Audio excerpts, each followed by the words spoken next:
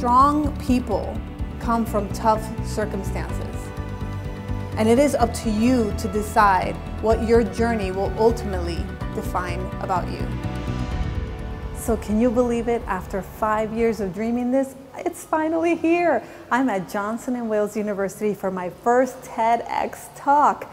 I cannot wait to share my journey with you. There's a lot to learn from. So on that note, come and join me.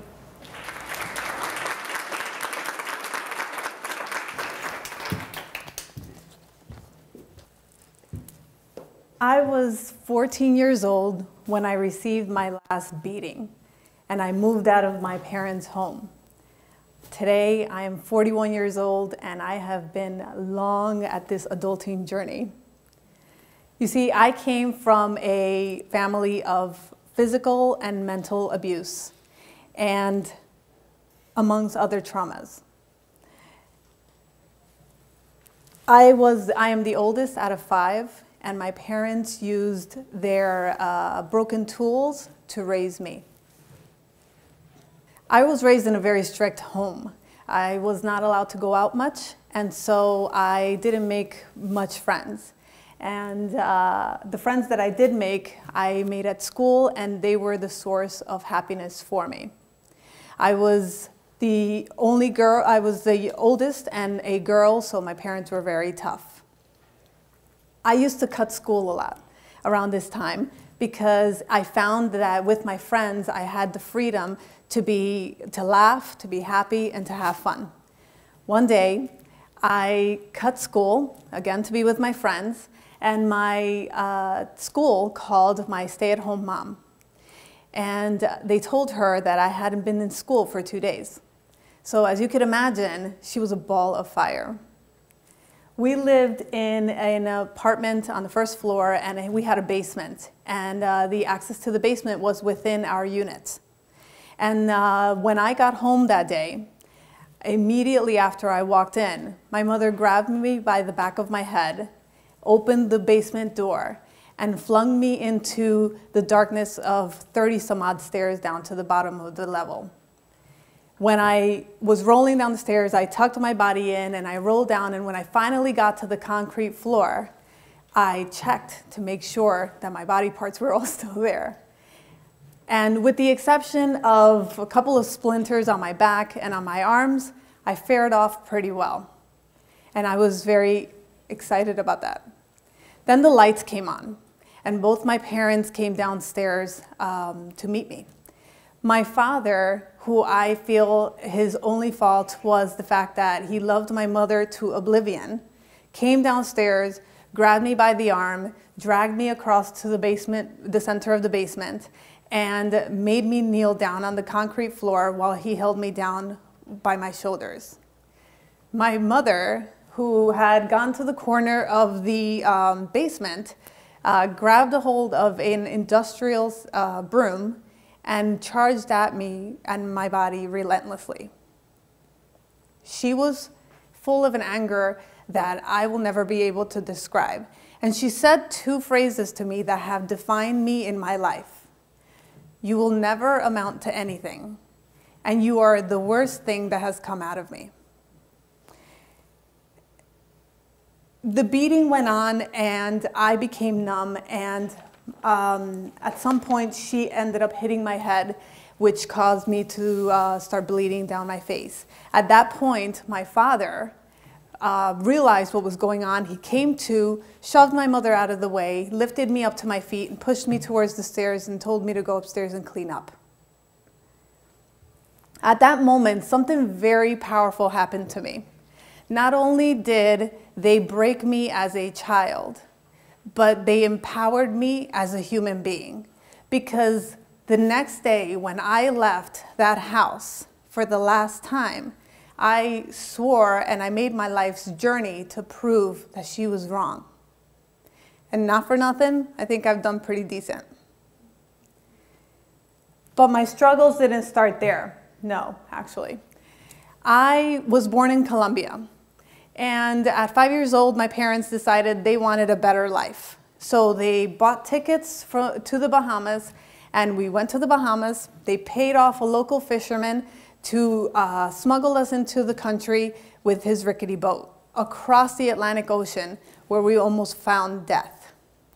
But we got to the shores of Miami Beach, and our new chapter started there.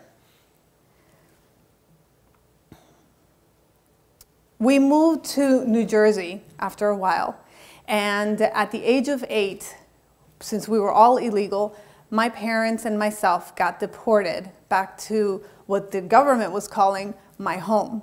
But here I was, thinking New Jersey was my home. Nonetheless, we went to Colombia, and we tried to make the best out of acclimating ourselves to that new life. And it proved to be a failed effort.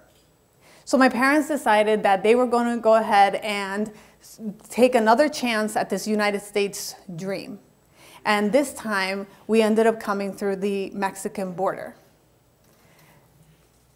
I can still vividly recall the howling of the wolves as they were very close when we crossed at night, we walked at night.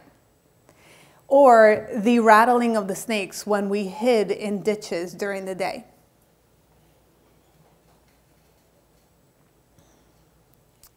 I was never allowed to ask why we were there, where we were going, or what we were going to do. I was only told to walk. One night, we were on our last journey, our last trip of the journey, and the coyote, who is this person that traffics one side to the other, shoved 16 people into a car and started to go through the last bit of our trip. And within a few miles, he came to a screeching halt, and he stopped the car, and he starts yelling, get out, you've been caught." I was in the backseat passenger, and the last one scurrying out. And at 8 years old, when I was trying to scurry out, I lost one of my favorite purple shoes. And as any 8-year-old would do, I went back to grab it. But by the time I turned around, there was a rifle to my face and a screaming police officer on the other end of it. My mother was face down on the ground with another officer at her back, and there were other kids that were on the ground crying. My dad had made it to the bushes in the back, a few yards away, and he and along the other people were hiding in the back. I managed to confuse the hell out of the officer when I volunteered to translate for my mother and the police officer. She didn't speak any English. So he turned to me and he said, "Why is it that you speak English?" And my answer was, "Because I don't belong here." My dad came out from out of the bushes and surrendered himself, and simultaneously the other passengers ran in the opposite direction to what they would then call freedom. My family and I were arrested and were taken to a jail in Arizona. You see, you are looking at a face of an immigrant. Growing up was hard. My dad was the only breadwinner of the house that now turned into a party of 6. He did the best he could to provide a living. My mother dictated pretty much how our lives were going to be. And she was the one that wore the pants in the family. She, also trying to deal with her childhood trauma, found comfort in becoming a severe hoarder. And her actions were laced with anger and with malice. My parents fought often, and they fought often, and things got very ugly many, many times. By this time, the U.S. had given us immunity, but my dad's paperwork was still lost in the mix. So my parents figured that they were going to try to make this better living in Florida, where we had a family member that was doing pretty decent. To me, I thought, wow, this is a great opportunity to start a new life. A few weeks after having arrived here, we realized we were in the wrong place at the wrong time. This family member had gotten himself caught and involved in a very bad deal, a very bad situation, and he was in a lot of trouble. And so his house was raided, and this is a house that we were staying at, which meant we were caught in the mix. The police officers came and they raided the house, and they arrested every single one of the adults on site, which included my parents. I, at 11 years old, ended up going to a temporary orphanage where they place kids that whose parents have been detained. Again, I was never able to ask why, or why me. Within a couple of months, a friend of ours took me out of the temporary orphanage and my siblings into her care. One day, her and her friend decided that they wanted to go to the mall. And the friend's husband said, "Why are you going to take the kids with you? Leave them here. I'll take care of them." So as they left, this man said to us, "Let's play hide and go seek." And as the younger girls ran to go hide, he grabbed my hand and said, "You'll hide with me." He took me to his bedroom where his 1-month-old slept in the middle of the bed. He sat me at first at the edge of the bed, and then he laid me at the edge of the bed. And then he got on top of me at the edge of the bed and touched my private body. I was paralyzed in fear, but somehow, some way, I managed to let go of his grip, and I wiggled out of there, and as I was running towards the door, he screamed at me, "You better not tell anybody, because nobody's going to believe you." Later that night, I told my sister about it. She was a younger sister. And what she said to me was, "You probably made this up. You just wanted attention." A few months after that, my parents were cleared of any wrongdoing, wrong place, wrong time, and we all reunited and moved down to another place in South Florida. And at one point, my sister decided to share with my parents what I had shared with her happened to me that night. My parents lost their minds. They gave me the beating of a lifetime and said that if I hadn't said anything to them was because I looked for it and I wanted it. They also didn't believe me when I told them that I had been molested. They thought I had been raped, and therefore I was lying about that as well. So they took me into an exam doctor's office to get checked for rape. Because I was a minor, they couldn't perform the exam that is usually done for rape victims. And instead, they had to use alternate orifices to verify the violation, to prove that I was all along telling the truth. The exam itself ended up being the rape. After I moved out, I acquired a lot of titles. I graduated high school, I got married at 19, I got cheated on, I got divorced, and then I found life. Ironically enough, after my failed suicide attempt. I had come to the edge of my pain, and I knew that dying was probably going to just feel much better. But what I didn't know was that life had something much, much bigger for me. You see, when women have kids, they give life to their child. For me, my child gave life to me. And it wasn't until then that I realized the responsibility that I had to live my life on purpose instead of being a victim of circumstance. I was always afraid to have a kid because I figured I wouldn't even know what to do with him, how to raise him. But let me tell you something, there is something very powerful and very miraculous when you're holding a child in your hand and that child is looking right back at you and smiling at you and knowing that you are all that they have. Unconditional, unwavering, loving, and loyal. I had all the broken tools to raise this kid, but guess what? I chose to use new tools. And I didn't have all the answers, but I certainly was going to figure them out. And you know what? I didn't do too shabby. My son, my life, my soul, today he is a 19-year-old, respectable young man attending a very distinguished university, figuring out the chapters of his life. I became a single mom somewhere along the way, and our lives were far from easy.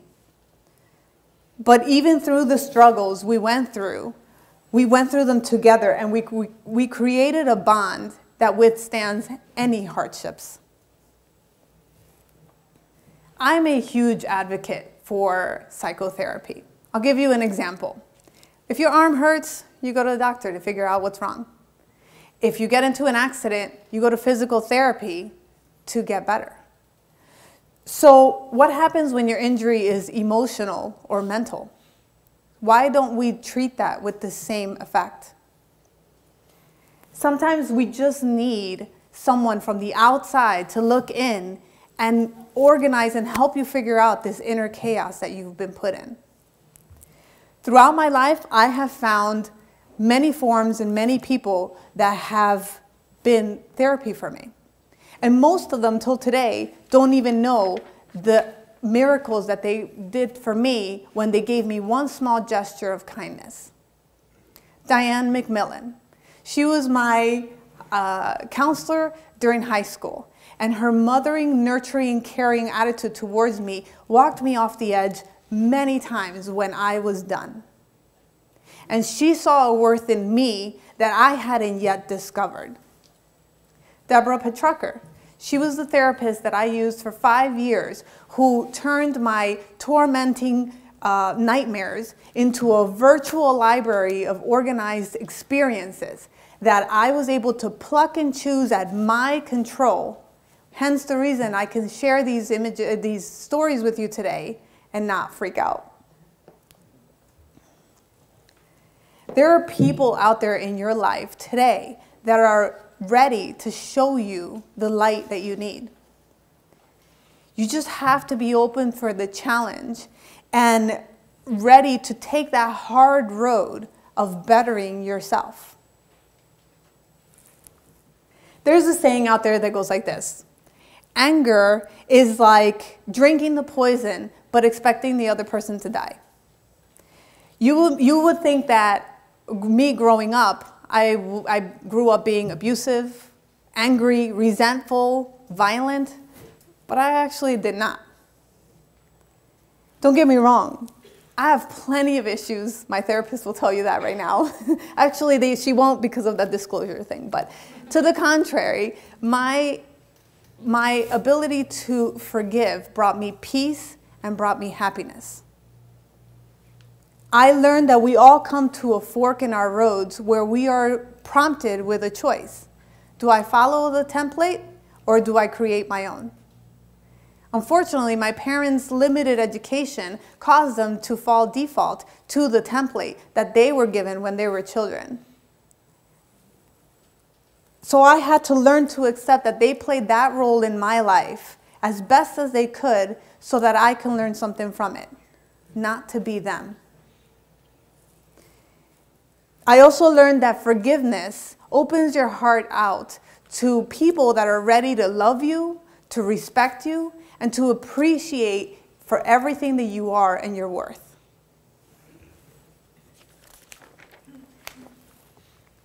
With every breaking point in my life, I could have and should have had every right to become a statistic.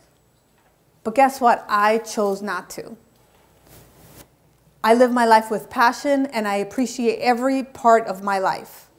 And today I have new titles. I'm an artist. I did modeling. I became an interior designer. I travel. I live my life with purpose. Difficult circumstances are life's gifts.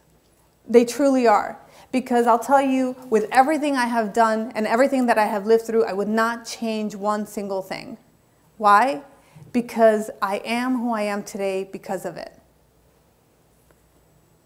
Strong people come from tough circumstances. And it is up to you to decide what your journey will ultimately define about you. Thank you.